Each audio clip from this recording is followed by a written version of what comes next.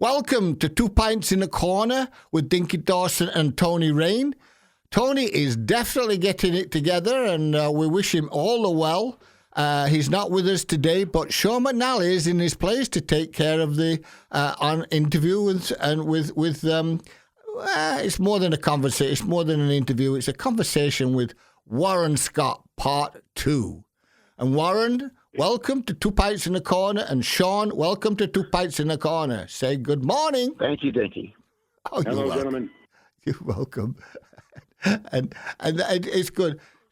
Warren, we talked, after you left last week, we talked about one thing that really is in your heart, is why you tried to do it and what you did and tried to get you two to come to play the channel. Do you want to tell that story first, or have you got another story that you want to tell first? Well, I wanted to bring up that one time at one point, it was 1983 or 84, I believe, not quite certain on the date. I had conversations with Paul McGinnis, who then was managing U2. Yeah. And I remember I'd have to get to the club early. I'll get to my office early because of the Dublin time was different than obviously the time in Boston. Right. Yep. So I had conversations with him, and going on the premise of using the gross potential to get X, we were speaking about possibly putting U2 in the channel for a whole month. Wow. A month worth of dates. Wow. And I can remember the gross potential was a little bit more than $500,000. And I was talking to him, and he liked the idea, and we spoke pretty much for about 2 weeks. And unfortunately, he didn't end up doing it, but the conversations were very positive. That's amazing. That's amazing. Yeah, you mentioned this after the call last week, where I was like totally, my interest completely peaked, because like U2 is like one of my all-time favorite bands. When I heard that, I don't know, I missed the story. My first thought was you were trying to set some time for them to come in and basically rehearse for a tour or something, but I didn't realize it was for actually have them perform. No, it was actually for performances. That's incredible.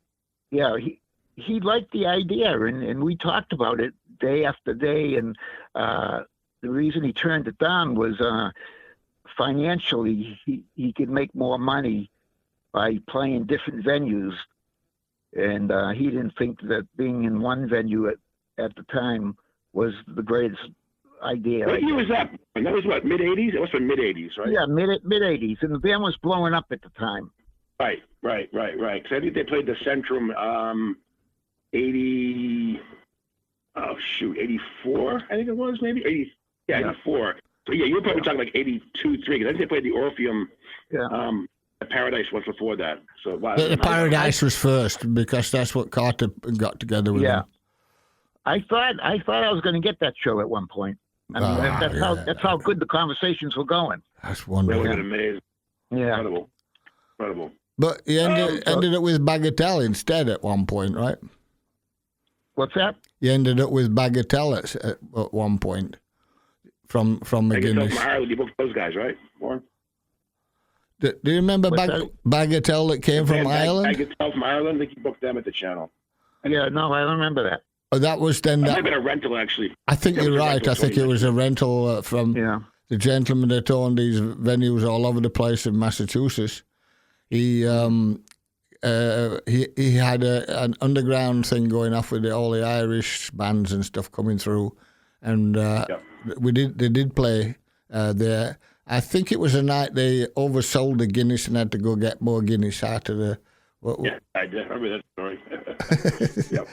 But it was. We were talking in our last episode, and how you really had to be creative. We were talking about the whole playing the role of the underdog, pretty much, because that's the way it really was. And even to this day, like I said last time, Don Law still controls the majority of the acts that come through the Boston area, Northeast.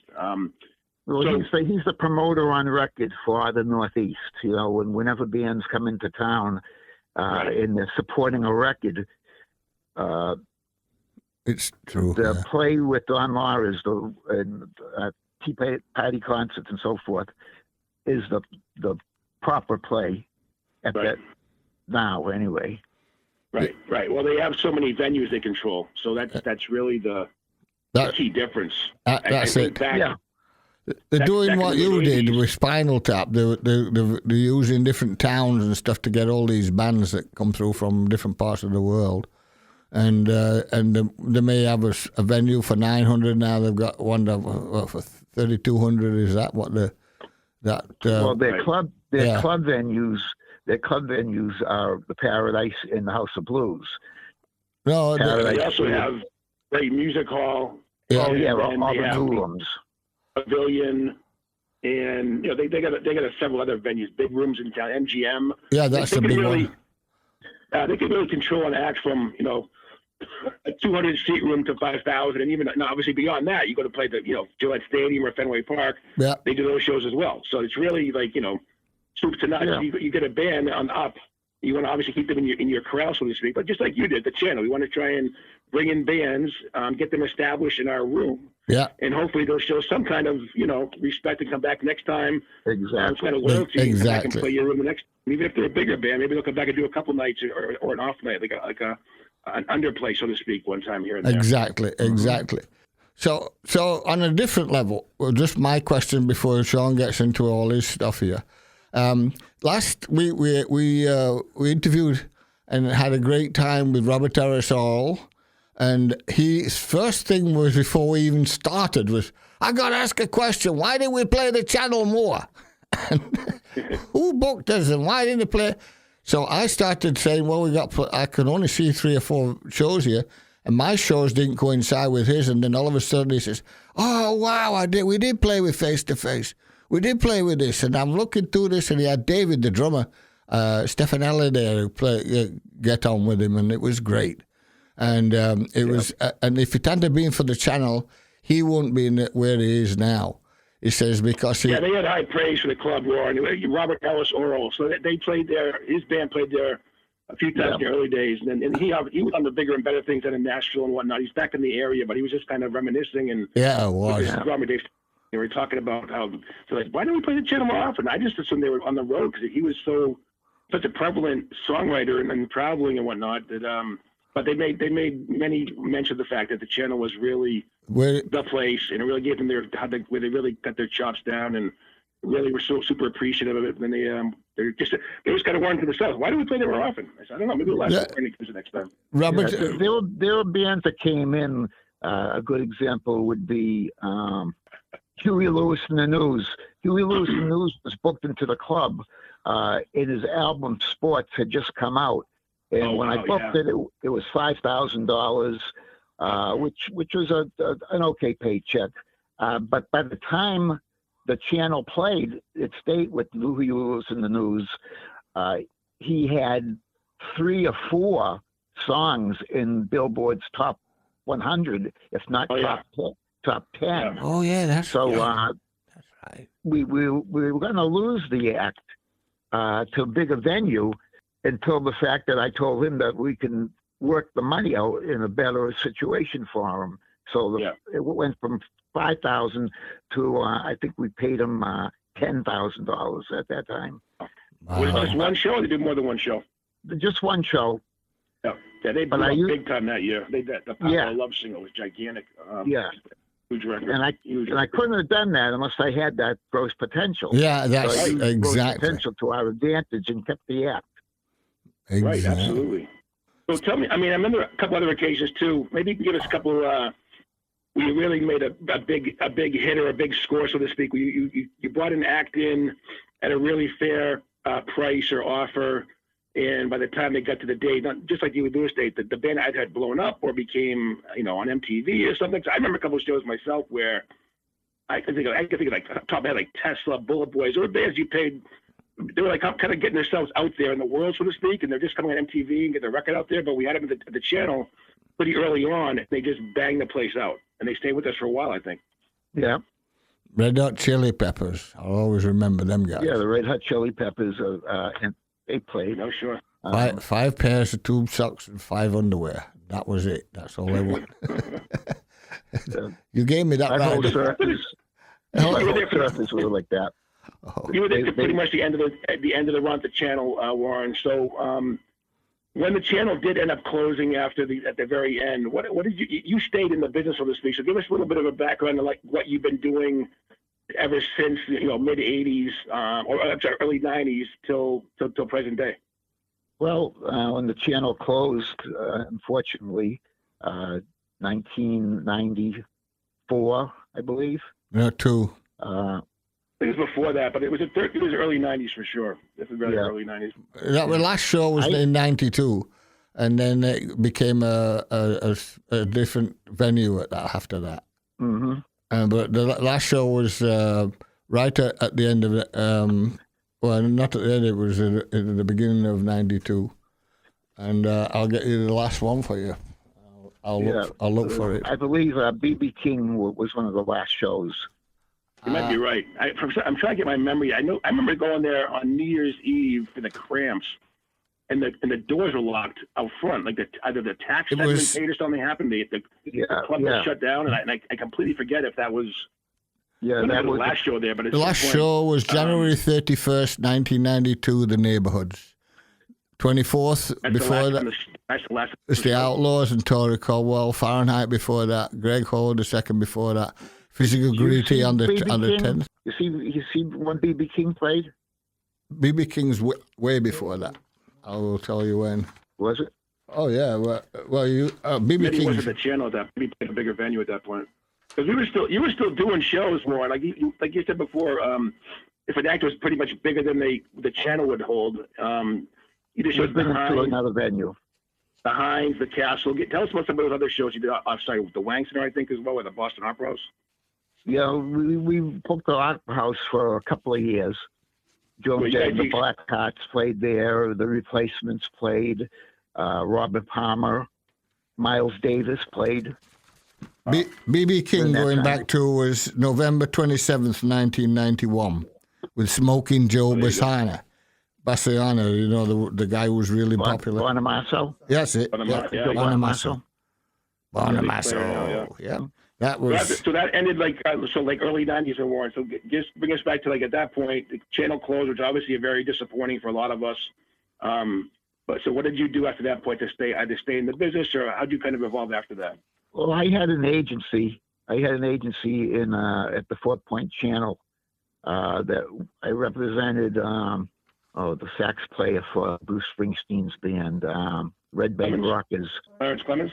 Clarence Clemens, Red Bank Rockers. Yeah, that's right. Yeah, sure. That was one of our acts on our Jonathan Richman, the Modern Lovers. Oh yeah. Amongst some other acts, and we would tour them around the country. Junior Walker and the All Stars. Yeah. We'd tour them around the country. That agency was Bruce Solar, Michael Flanagan, and myself. Oh, Mike. Okay, sure. That's cool. So I have been in the business since the channel, prior to the channel, during the channel years, and after. I had my agency, what's called Pyramid Artists, and then from Pyramid Artists, I started Boston Event Works, and that's what I've done recently. Ah, okay.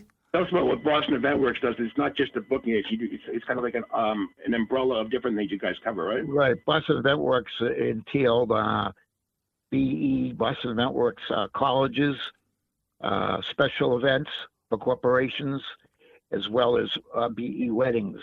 Okay. We supplied wedding entertainment for weddings all over New England. So the talent for the wedding, you're saying? Right. Excellent. Now, you also were managing bands for a while there. Were they mostly Boston bands, or were you just doing the booking for some of the other bands you mentioned earlier, like Clemens and Junior Walker? Yes, I managed a local attraction called Pieces back then, which is a hard rock metal band. I remember them, Pieces. Since then, I had a little run with Sweet, who was a multi-platinum band. Oh, yeah, sure. Yeah. Wow. That's fun. Get us to current day now. You've been doing different stuff besides music, right? What else have you been doing these days? Also, I can't think of a name that kills me. It's like, oh, here it is, but it comes back in my mind.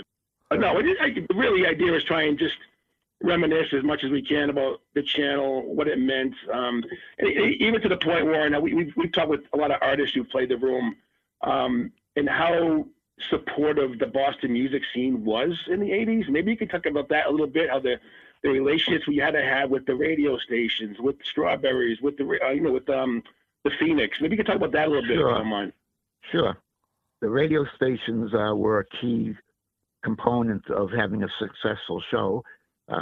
We did shows with WBCN where they'd come in, put their logo on them in the newspaper and so forth, and they would promote the shows, give them X amount of tickets, giveaways and so forth. Yeah. And the lunchtime shows and stuff, the promotions. Yep. The Phoenix newspaper at the time was a key, strong newspaper to help promote a show. We would spend X amount of dollars, and they would match it with, to help promote a show. And then that was like the Bible back. I remember being in college. Like the Phoenix was like the gold mine. When that came out on Thursdays, I would circle all the shows next 2 weeks coming up, make sure I had it on my calendar. But that was definitely a big part of it. And BCN, you mentioned, we did a lot of lunchtime shows with those guys. Just a special. Was a turkey drop done there too? Was that something that happened with the channel? Were we involved in that one? They did the WKRP thing. Yeah, we had a. thing. I remember meeting with Fred Lewis regarding. He was managing the cars, and he also managed for a little while Steve Cataldo's band, the Nervous Eaters. Oh yeah, sure. Yeah. And we're going to do a show with the Nervous Eaters for. At that time, they were just signed to a major label. Okay. We're going to do a Thanksgiving type of show. Nice. I get you. So you guys are doing all the heavy lifting. I'll answer the questions.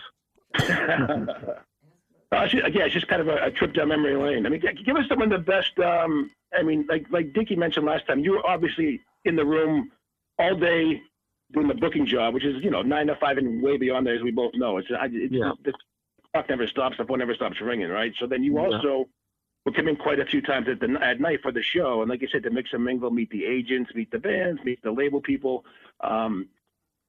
Maybe just kind of describe how that whole process worked, as far as how you.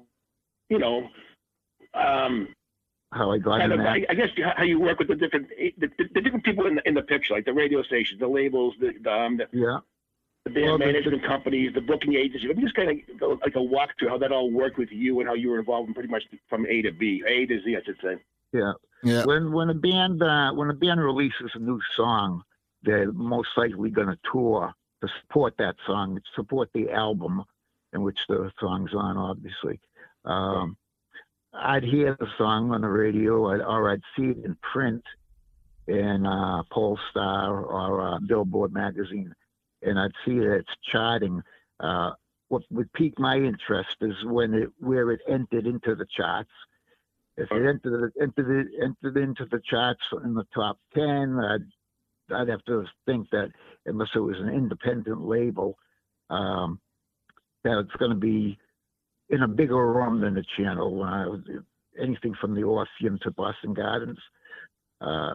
If it entered into the hundreds, the low 100s, it would be something that would pique my interest, and I'd want to see it into the club. So I'd get a hold of the agent. If I didn't know the agent at the time, I'd just call the record label, and the record label would give me the responsible agent for the act. And I'd call the agent and I'd vie for the act. Sometimes there was another promoter already in there talking about a play date in Boston. Sometimes not. When the Clash played Boston, when the Clash played in New York City, I actually went to Bonds International in New York to speak to the band directly. Unfortunately, I didn't get that date either. It played either Metro or Boston, one of the figurations of the Lansdowne Street House of Blues, what it is now. Yeah, right. But I would go to the different live dates and I'd hit the soundboard first. And if I went to the sound man and asked him, who's here that represents the band I can talk to about a play date for the band. Yep. And he'd usually direct me to where the manager is or where the agent is.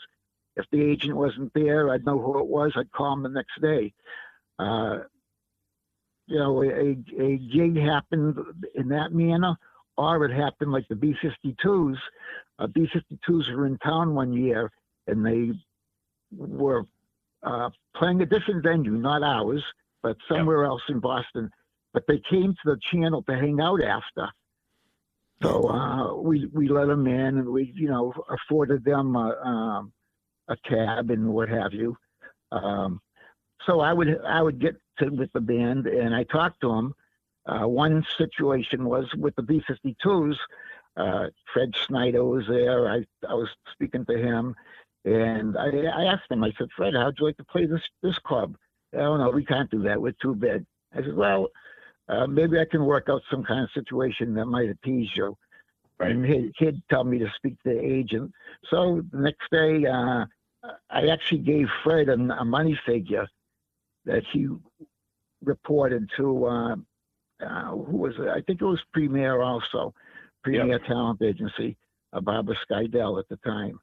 And the next day, I remember I was shopping down at Jordan Marsh. I was buying some swimsuits to go to Jamaica with, and I called into Harry at the time, just to tell him I'm going to be on my way back, and he told me the B-52s just accepted an offer. No. Yeah. And he actually wasn't too pleased because I put the offer in, but I didn't think nothing of it because I didn't think they'd take it. Right. Yeah, Wow. and they actually took the offer and they confirmed it, and it was right before Christmas, and they played that year, and then they played 4 years following. Every year they returned and played right before Christmas. So I used a lot of face-to-face conversations with the bands and band managers and agents to fill the calendar out. No, good for you, man. You have to do those different things, like we said earlier, to be kind of think differently than the other agencies, because getting a face-to-face with somebody was a way better chance they might get back. But even you said yourself that you were surprised they got back to you. That's fantastic. Yeah. That's real fantastic. I think I was drunk at the time I brought it up.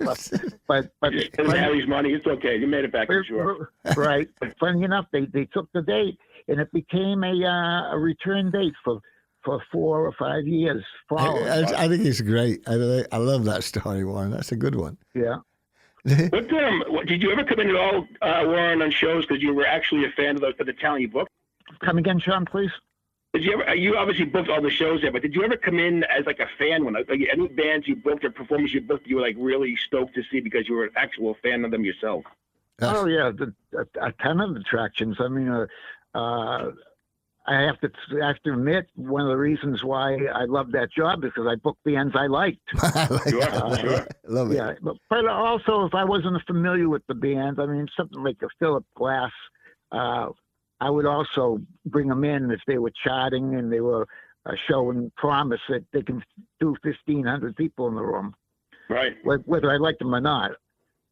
Sure. Right. But mostly bands I liked. Roy Orbison is an example of that. That was great. Roy Orbison hadn't played any club dates, but I brought the idea to CAA, Creative Artists. Yep. And they took the offer to Roy's camp, and they confirmed, and that was 2 sold-out shows. That was a huge get. Those shows were incredible. Unfortunately, his last appearance. Right. I think he did appearance at the Front Row Theater the day after our last performance. So we had him on a Friday and Saturday, I believe, and then they played somewhere else, and then Roy passed. Yeah. Right after that. Yeah. I remember it was so surreal. I remember at the show, just like you could hear a pin drop. He's singing, crying. I mean, just.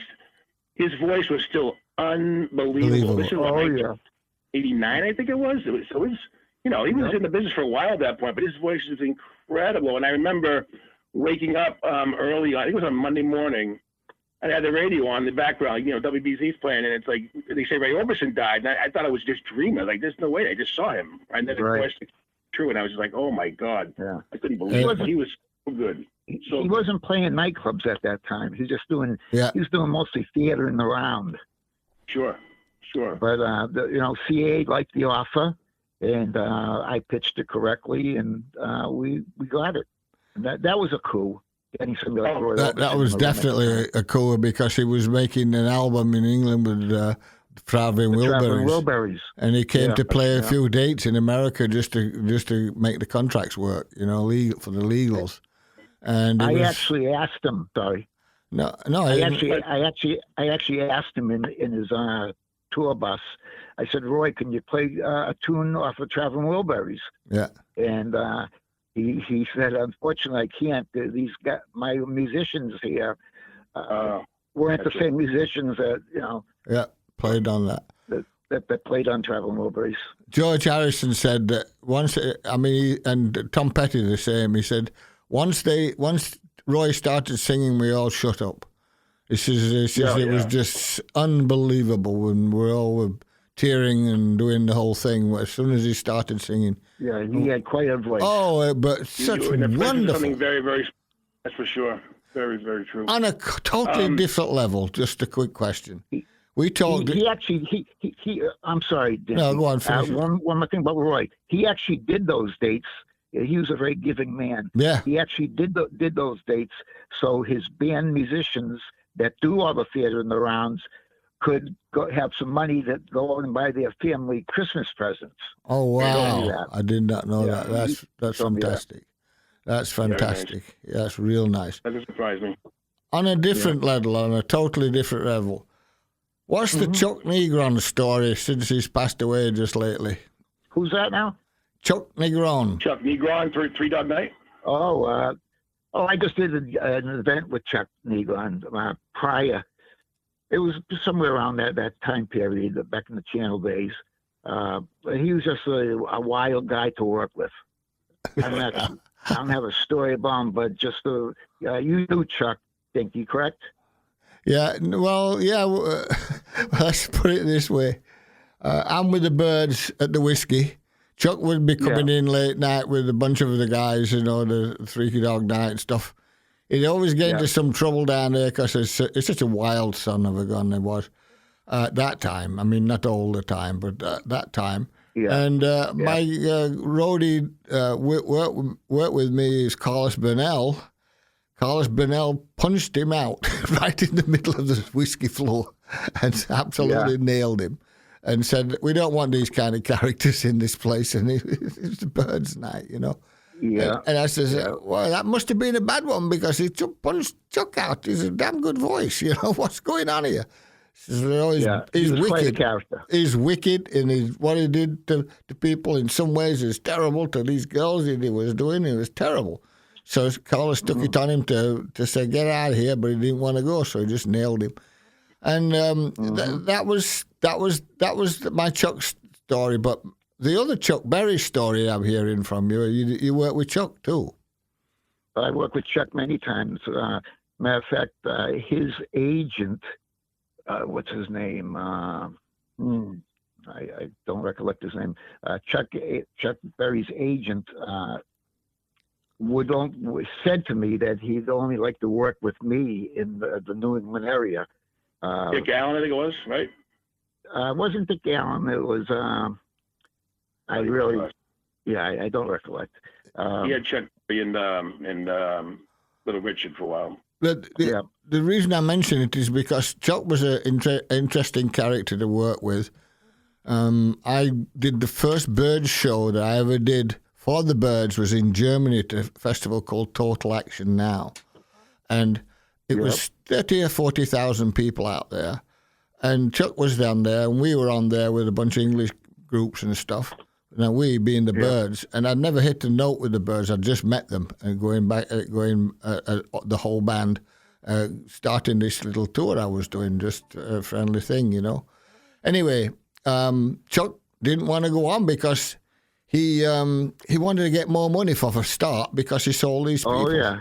So he was good like that. So what happened is that he got his guitar and he started doing the duck walk around the perimeter of the thing, and all the audience was, yeah, Chuck, and he wouldn't go on the stage, but he was doing the duck walk. And then the guy who was promoting came back with a wad of money cash in his hand, and Chuck just went straight on stage and played an incredible set. We had the fun set, as I call it. And then the second time was he opened for the Who in the wrong place called Albert Hall. And when he opened for the Who, when the Who came on, they started, we want Chuck, all these rockers down there and whatever. It's a rocker madness thing, you know. And they started throwing things, and a big fight happened. I jumped on the stage because I was come to see Bobby Pridden from the Who and give him a hand. And we were all trying to keep the Who, so the Who could do the first song and quiet everybody down that was out the front, which was all the rockers. The coppers couldn't handle them. It was a different world, you know, and whatever. But he caused a riot there. And as much as Chucky, I mean, his songs are unbelievable, and how he performed them was really, really, really good. You know, I mean, let it down.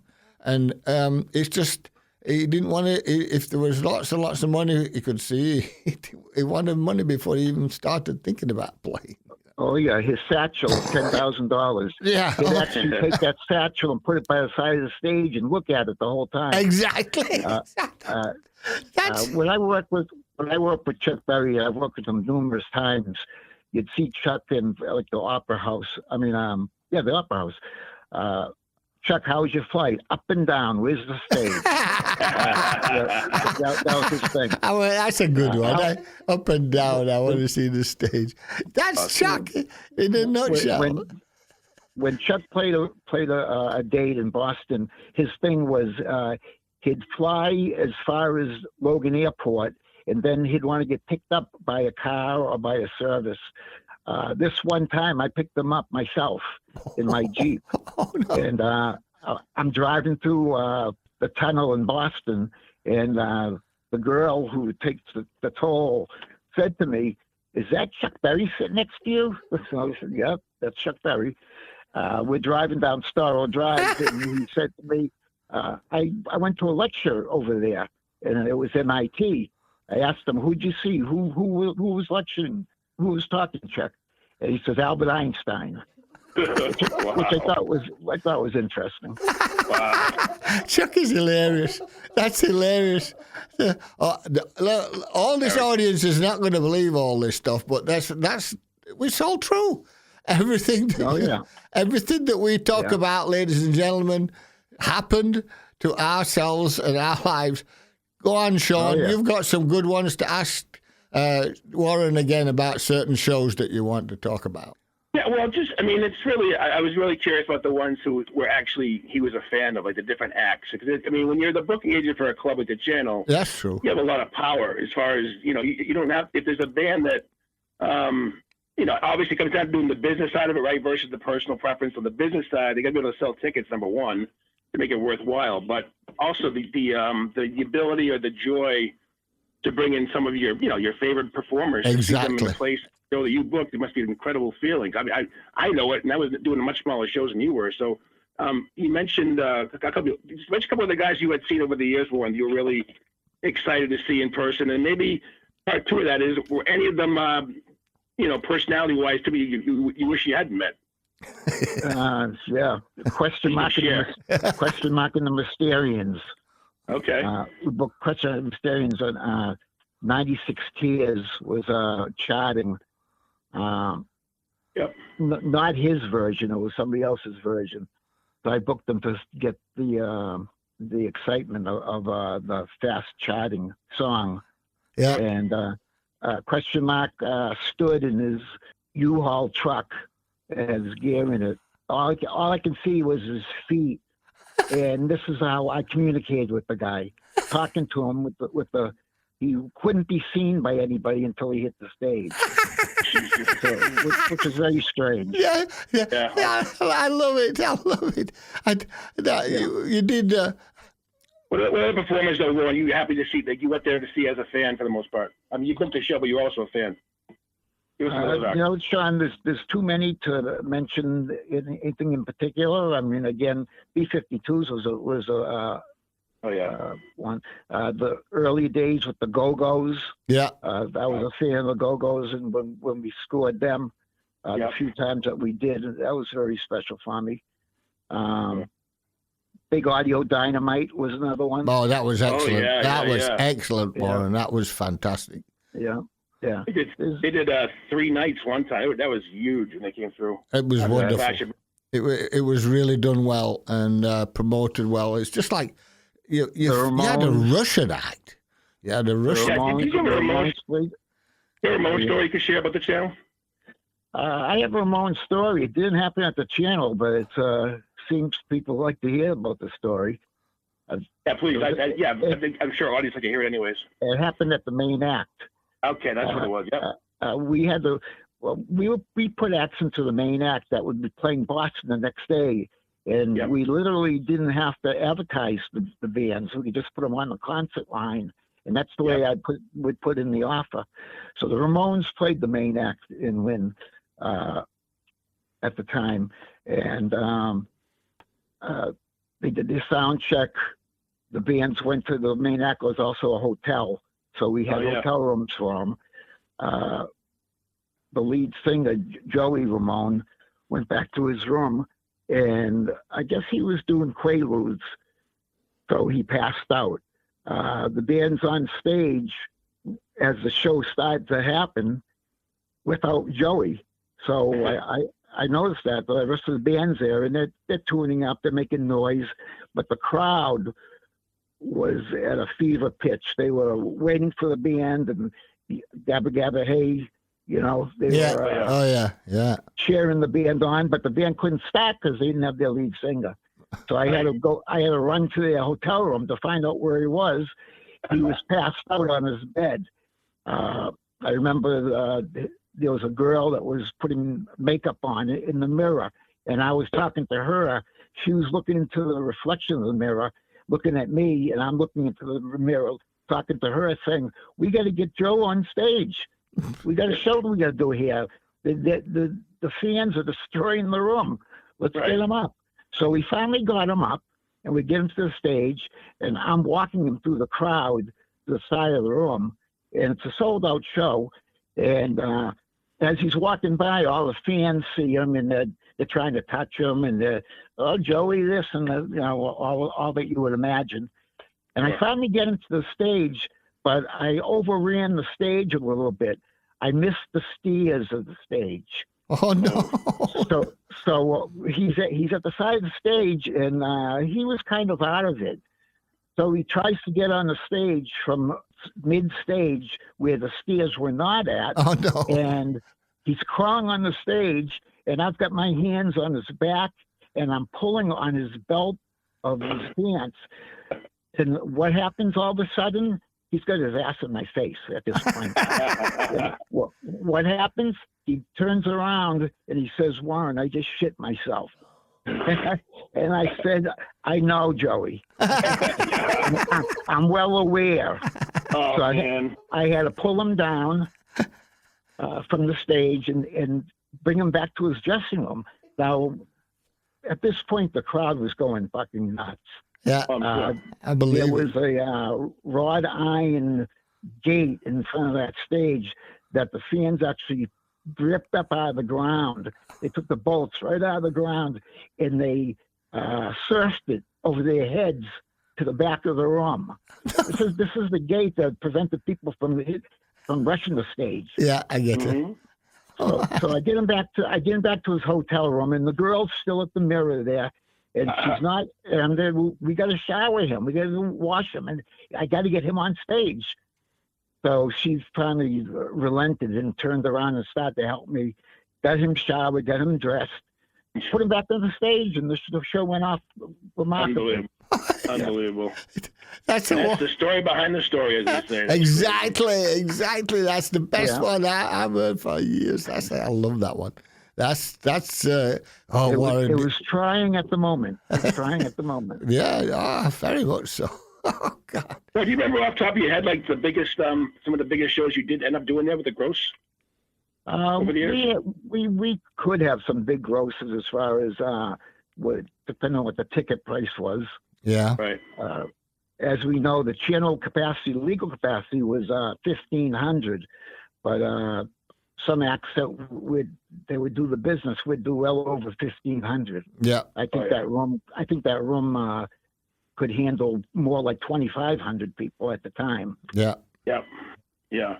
And I don't know if I told you, and this is your interview, but I'll just mention really quickly. I had when I was booking some of the hardcore shows there, the biggest show I ever did was Fugazi on St. Patrick's Day, 1990, I think, or 89 or 1991.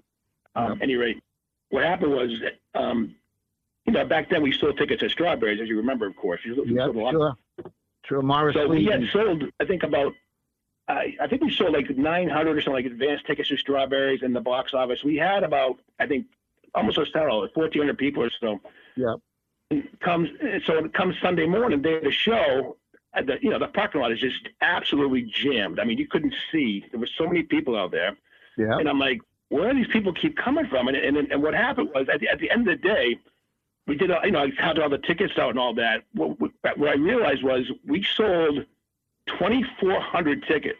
And the reason I found out is because I didn't even think to tell Strawberries to stop selling tickets on the weekend. Oh. We sold tickets Saturday, Sunday morning. People came to the show, they wanted to buy their ticket, make sure they got in. They bought tickets on the way to the show. Oh. So it was literally like 20, and honestly, it was an honest mistake. I never even thought to tell Strawberries to stop selling tickets because I figured, I'm going to sell the place out. But yeah, 2,400. Right.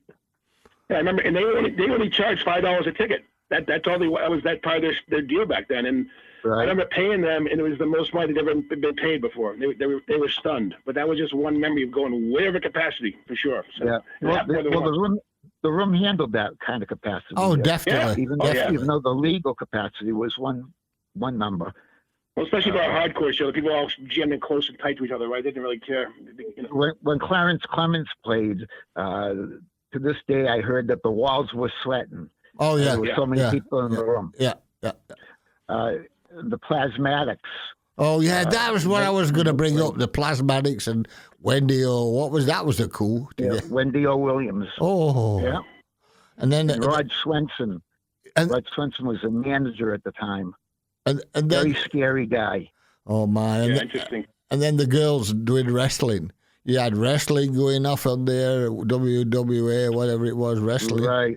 And then you had model nights, and then you had so many different kinds of things going on separate nights that it was good to have different things going on because your mind and your body and your demeanor was changed all the time. It was so interesting. And well, you can have different acts in the room, totally different from what you had the day before. I mean, we just clear the room out. Sometimes an all-age show would happen in the afternoon. We'd have a nighttime show. We'd bring in a cleaning crew, clean the room up. Yep. Yeah. Oh, yeah. I mean, Costa and then his daughter, who's turned into an amazing lady herself, would be cleaning up, off the night and stuff and what have you. And then next morning, Maria Menounos, right? Maria, yeah. And then the next day there'd be Al outside. They would clean up all the bottles. Jack would give him a pint of beer and stuff. So Al the Bum. Al the Bum, we called him. But he was also a veteran and stuff, right? And he was pretty smart underneath that craziness. He did. He saved. He saved James Brown played the room. That was one of your shows, I assume. Yes. Yes. Yep. I booked James Brown. Did he play there once or more than once? I want to say I know James Brown played the main act. He played also the channel. He did play the channel. I think it was one time. Yeah, it was. Time when we booked the channel and I should look through the put thing. him at the Double Suites Motel. Not the suite that he expected. He called me. I remember I was in the shower and he called and he said, "Mr. Scott, this is Mr. Brown." And I said to him, "Andrew, cut the shit. Stop messing around." Right. I thought it was Andrew fooling around. He's good at that. James Brown. called from his car, from his limo, in front of the double suites. And as you know, double suites is nothing more than a big room with 2 beds in it. Right. And his rider called for a suite, a legitimate suite. So I thought I could get away. So I had to get on the phone and find a suite for him in short time. In very short time. When I got to the room, he had curls in his hair. And he said, "Sorry about that earlier, Chuck." Oh, that's funny. That's funny. I think that's great. Go ahead, Dinky. No, that's great. I'll let you have a couple more questions, then we have to close out another one. Warren, your stories of your life is unbelievable. You really have got that amazingness. Got a few. Got a few of them. Yeah. Couple other things. One thing that we all know what a rider is, right? But maybe just give a quick little description for the listeners. What's a rider? And then also tell me some of the craziest requests you saw in riders that you had to see them all approve more. Yeah. When you book an act, you have to go by a contract. The contract comes in. The contract says how much you're going to pay them, what the capacity is, what the ticket price is, and it can't be alleviated from that. If it's $10 a ticket, we got to stay at $10 a ticket. There was a time when promoters did the wrong way by upping the ticket price the day of the show, and the promoter would pocket the difference between a $10 ticket and a $15 ticket. So the contract's very different. Attached to the contract is a rider, and the rider says everything else you need to have for the artist: your sound system, your light system, on-stage monitors, front of house monitors, where they're mixed, and so forth. Also, what their hospitality is going to be, what they want to eat. They're all totally on the road, so they're at the promoter's whim to feed them. Right. So you have to go by the rider. I've seen all kinds of things on the rider. Anything from wiffle balls and wiffle ball bats to cocaine. Sure. Obviously, we never complied with that, being that it was an illegal substance. But there's been some Van Halen with no brown M&Ms. Yeah, you know why that's you know why that is. Do you know the why is that? The story is that if you have brown M&Ms still left in the bowl when they come there, they know that you've never read the rider. Oh, that makes sense. That's what it's all about. It's not about their little qualms or anything. I mean, it's like a different level. You get Joe Cocker and 2 cases of Dom Perignon used to be on his rider and stuff like that. But when it comes down to the rider, comes down to the rider for Red Hot Chili Peppers, the same thing. You had like I said before, 5 pairs of underwear and 5 pairs of socks. Oh yeah, tube socks and stuff like that. So it's like condoms. Lemmy wanted marital aids for instead of food. I gave him marital aids. So we sent the bouncer across to the combat zone. Lemmy from Motorhead. Yeah, well, look, Motorhead was amazing. I mean, talk about a talent and a half. Yeah, that was a good show. Lemmy. That was a score too. Exactly. Talk about that if you want. So anyway, we should be looking at the end of this one, and maybe another day we'll do another one because you got so much good stuff, Warren. It's like us all. We're saturated with everything because it was day to day. I mean, and I'm pulling out certain things now. I'm finding out, stuff like I was telling you earlier about Robert Ellis Earl. He came specially to see Dwight Yoakam and Robert Earl, and it changed his life. Yep. It changed his life. You know what? Do you know how Robert Earl got one of the reasons he got his start in Boston? No. Actually, a mechanism that did get his start. When his album came out, Naked Girls, his agent, his manager, arranged to have two strippers from the Naked Eye Oh, yeah. take the album and drop it personally off at WBCN and WCOZ. I love it. They both stations. WBCN was interviewing Jim Longborg at the time, and the two girls came into the studio unannounced, holding the Naked Girls album, and dropped their mink coats that they were wearing, and they'd be completely naked, and hand the album over to the jock that was on air at the time. That's awesome. And that got him airplay at two stations at that moment. Shocking. I love it.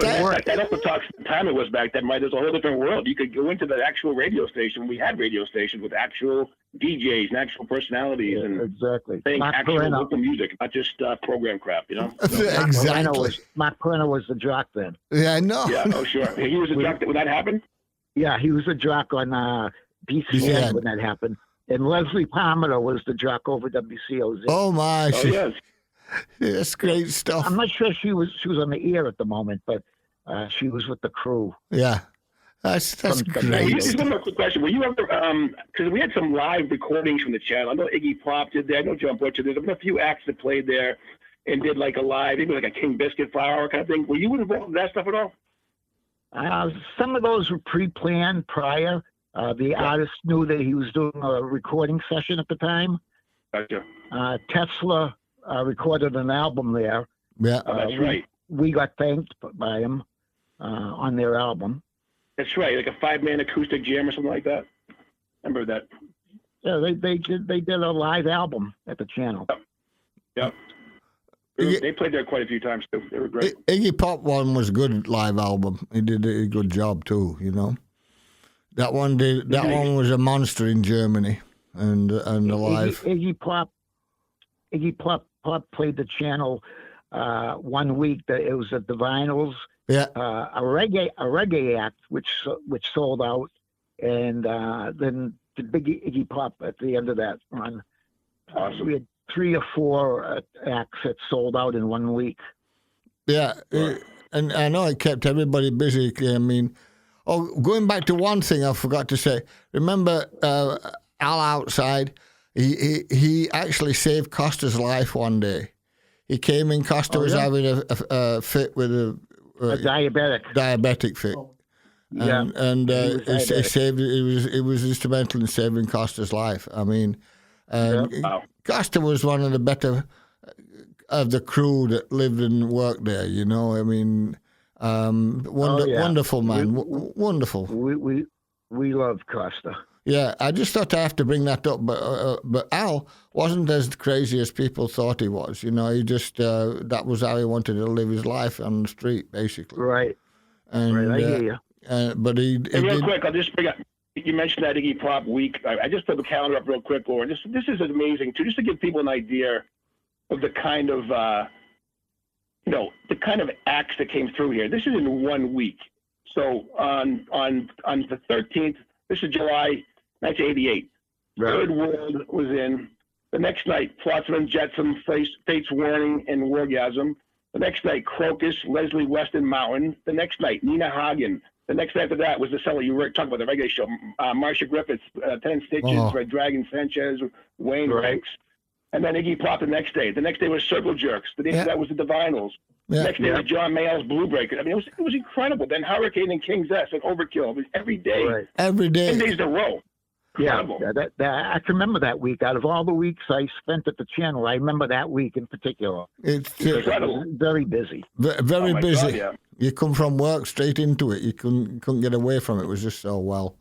We always talk about that, how one of the beautiful things about the channel was the diversity of the booking, right? So we would have, like we just showed, I think you have a reggae show, a metal show, a punk show, a jazz show on occasion, reggae. I mean, anything under the sun was open to the channel. The rap shows, we had a couple of those as well. So that was really a beautiful thing about the club that you were also responsible for. Yeah, definitely. As long as it put asses in the seats. Well, we should talk, like Sean wants to be able to do another one of these, because we can keep thinking of it as you go along, and you just thought of some really killer stories there, absolutely. that it's your life. Thanks for making the time. It's been a good memory stay to talk about again. I appreciate your time. Yeah, I really do. I appreciate you guys. Really do, and I really thank you, and thank you for being the booking agent of the channel that had some spirit in him, and still I hope does. people find it interesting. Oh, I know. They sure will. They sure will. So here it is, part 2 of Warren Yaffe, Scott. I mean, boy, that was the original name, and you changed it to Scott. And I tell you this. No, I never changed it. I use Warren Yaffe in my personal life, and my moniker in the business is Warren Scott. Well, that makes sense. Yeah. That makes sense. We always I'm a Dinky and not a Stewart. So what's your real name, Dinky? I'm a Stewart. Dinky. Oh, you're Stewart. That's right. I'm a Stewart. I'm a Stewart Dawson. Stewart Dawson. Yeah, and my mother was. Dinky, you're the man. You're the man. We should be interviewing you. Well, a silent book club wants to do that next week from New York City. They're interviewing. How are you feeling nowadays, Dinky? How's your health? How's your health? You good? No, I'm doing my best. Nancy's looking after me every day. I'm 4 days a week on dialysis, but we're doing it at home. And give Nancy my best, would you please? I certainly will. She's giving her best. She's sat across from me, and she. Oh, is she there? Loving hugs, Warren. Yeah, loving hugs. Hi, hugs. Nancy. Hey, Warren. Hi, Nancy. How are you, honey? Good. How are you? I'm good. I'm good. He's good. Thank you for all this, Nancy. It's very nice.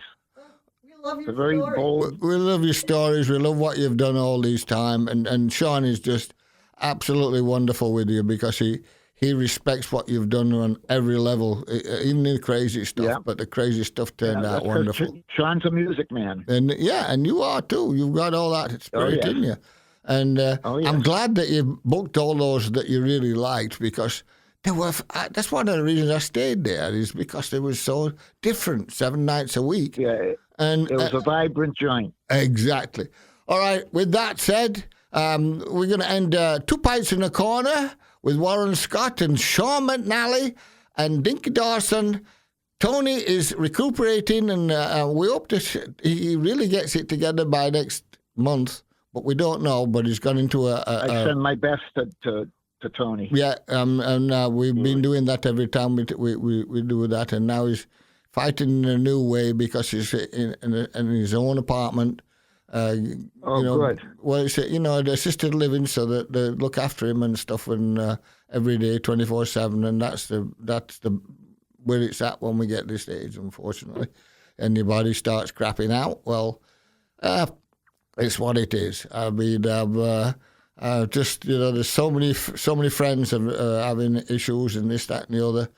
But it's all the body. The mind's still there. Everybody wants to do what we were doing 20, 30, 40 years ago. And and I love it, and I appreciate you, Warren, remembering because you are remembering a lot of stuff. And well, I went over in the podcast, on your menu, you have club shows.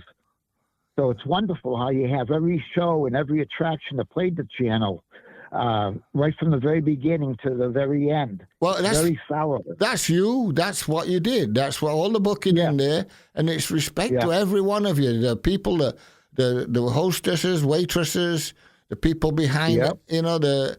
Like Sean and security and stuff. But then Sean promoting in there and taking care of productions in there and whatever. It was a place to really energize ourselves and get our lives together, and we didn't have to travel. I mean, the nearest thing you do it right now is casinos. You go to a casino, you play there, you stay upstairs or wherever and hang out, and you do go back to work. And I did that in the 80s, early time before the channel with the mamas and papas. And loved every minute of it. And I said, if this is the new way to go, I'll let the audience come to me, and we don't have to travel. We can just have a great old time, and play music. It was a job. All right. It was a job, and it needed to get done. Yes, definitely. With that in mind, this is 2 Pints in a Corner, signing out.